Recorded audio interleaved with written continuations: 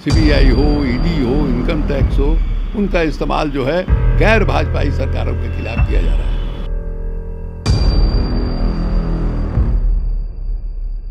जिनके खिलाफ जांच चल रही है और वो भारतीय जनता पार्टी में चले गए, उनका वो पाक साफ हो जाते हैं।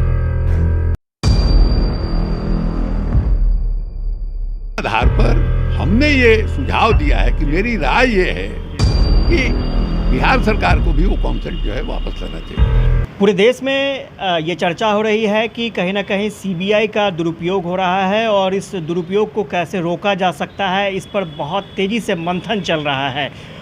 नमस्कार, मैं हूं आशुतोष चंद्रा और आप देख रहे हैं यूबी न्यूज़ और हम बात कर रहे हैं कि क्या वाकई सीबीआई का दुरुपयोग हो रहा है और अगर दुरुपयोग होता है तो राज्य कैसे उसे रोक सकते हैं। हमारे साथ आरजेडी के वरिष्ठ नेता है, राष्ट्रीय उपाध्यक्ष है शिवानंद तिवारी जी, उनसे जान लेते हैं।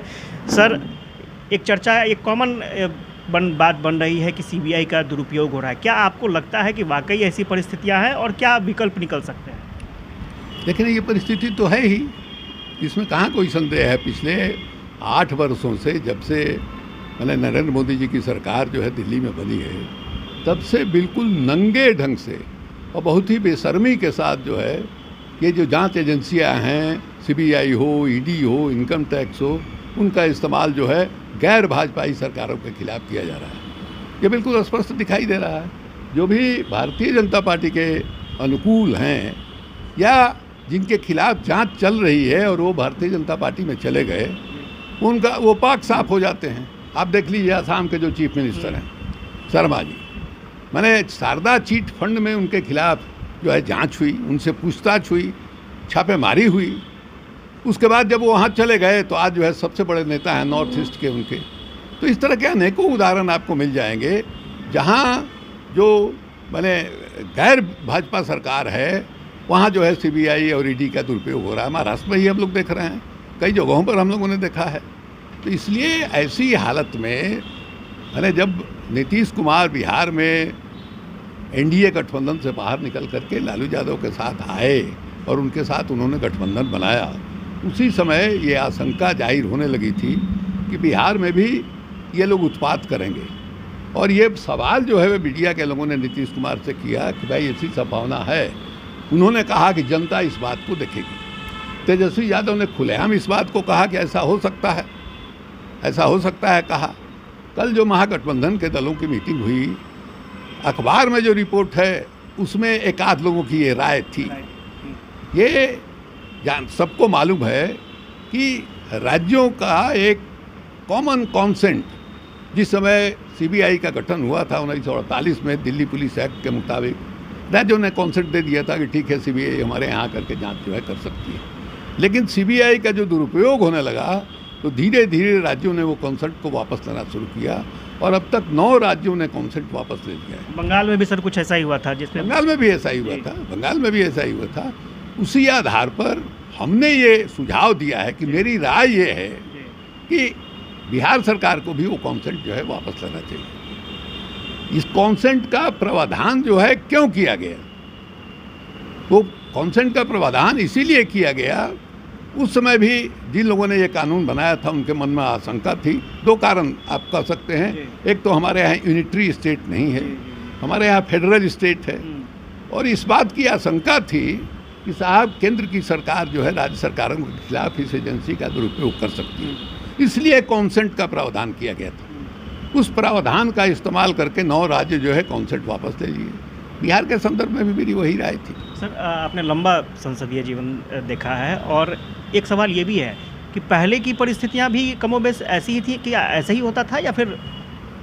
देखिए, सत्ता एक ऐसी चीज़ है कि सत्ता में रहने वाले लोग जो है वो सत्ता में बने रहने के लिए हमारे सत्ता को कोई हिलाया डुलाया नहीं, ये इसके लिए हमेशा सचेत रहते हैं। और इसमें जो है कानून का टेढ़ा मेढ़ा इस्तेमाल भी होता रहा है। इसलिए ऐसा नहीं है कि पहली दफ़ा हो रहा है, लेकिन इस तरह से कभी नहीं हुआ जो इस दफ़ा हो रहा है। इस तरह से कभी नहीं हुआ। एक चुरा छिपा करके लोगों ने किया होगा। उस समय भी कभी कभी इस बात की चर्चा होती थी, लेकिन इस बार जो है जिस बेशर्मी के साथ एकदम बिल्कुल दिखाई दे रहा है कि नहीं साहब, अब किसी मैंने विरोध को बर्दाश्त नहीं करेंगे उस अंदाज में जो है किया जा रहा है, ऐसा कभी नहीं हुआ। मॉल की जो चर्चा हुई सर, इसको किस तरह से? ना उसी जो हमने कहा कि जो मैंने उनके विरोधी दलों की सरकार जहाँ जहाँ है वहाँ किस तरह से उनको बदनाम करने की कोशिश की जा रही है। और तेजस्वी यादव का मॉल है इतना मैंने मीडिया में चलाया गया और सीबीआई के जरिए चलाया गया जिसका कोई हिसाब किताब नहीं। और उसी दिन या उसके अगले दिन तेजस्वी ने पूरा जो है कच्चा चिट्ठा इनका निकाल करके रख दिया। जो मॉल जो है भारतीय जनता पार्टी के समर्थक का है, मुख्यमंत्री ने उसका उद्घाटन किया था, उसके जो शेयर होल्डर्स हैं उनका भी नाम जो है उन्होंने उजागर किया। तो तेजस्वी यादव के खिलाफ जो है ये जो है मामला चला ही तो ये बिल्कुल मानहानि का केस बनता है। तो इस तरह से जो दुरुपयोग हो रहा है उसी सिलसिले में मैंने अपनी राय दी थी। सर एक आखिरी सवाल सर, अमित शाह आ रहे हैं और जब महागठबंधन की सरकार बन गई है, अचानक ये दौड़ा हुआ है, पूर्णिया में जा रहे हैं, तो क्या कुछ लगता है इसका असर होगा? या अरे भाई क्या असर होगा क्या नहीं होगा ये तो बाद की ना बात है। अब वो देख रहे हैं कि हमारी पार्टी जो है कमज़ोर हुई है। 39 में से 39 सीट जो है एनडीए गठबंधन को था, नीतीश कुमार निकल गए, 17 सीट तो ऐसे ही कम हो गया। और जो सामाजिक समीकरण है, वोट का जो गणित माना जाता है, वो गणित ये बता रहा है कि 2024 के लोकसभा चुनाव में एक सीट भी शायद उनको मैंने नहीं मिल पाए बिहार में। तो ये 2024 में जो नरेंद्र मोदी को प्रधानमंत्री बनाने की जो योजना है, उस योजना के सामने तो बहुत बड़ी चुनौती पैदा हो गई। इसलिए अमित शाह वगैरह घूम रहे हैं कि हाँ भाई इसको कैसे हम पार्टी को खड़ा करें, ये उनका अधिकार है। शिवानंद तिवारी थे और ये बता रहे थे कि किस तरह से सीबीआई का दुरुपयोग हो रहा है और जाहिर तौर पर राज्य सरकारों को एक अलग फैसला लेना पड़ेगा, क्योंकि पहले भी 9 राज्य ऐसा फैसला ले चुके हैं। अब बारी बिहार की भी है और आम सहमति से इस पर कुछ विशेष फैसला लिया जा सकता है। आशुतोष चंद्र, यूबी न्यूज़, पटना।